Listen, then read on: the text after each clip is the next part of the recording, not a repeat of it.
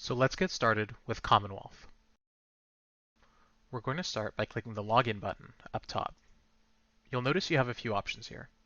We don't recommend you log in through email.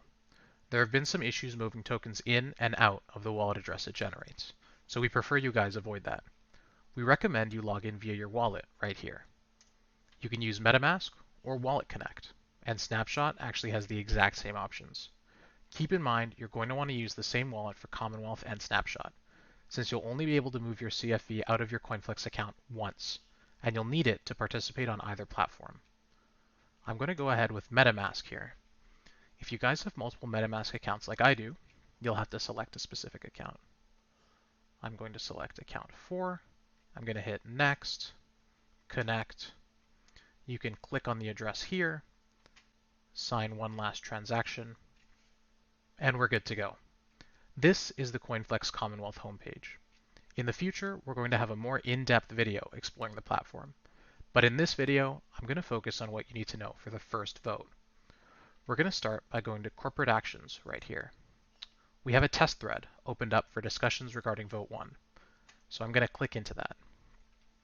This is where the text of the Vote 1 proposal would be. You're going to be able to comment and discuss right here. To do so, you'll have to set a display name. I've set mine as PZFlex. It may ask you for more information like a bio and a description. You won't have to put that. It's up to you.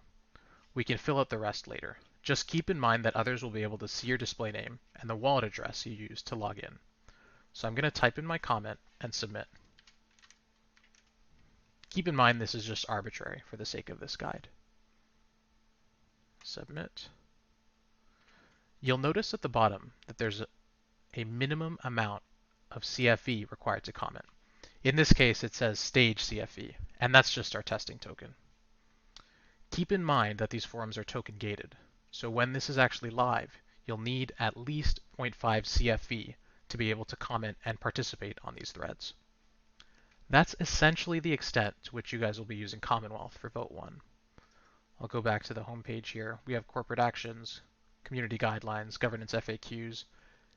It's great for you guys to review this if you have time, but the Vote 1 proposal text is where you're actually going to be able to comment and discuss.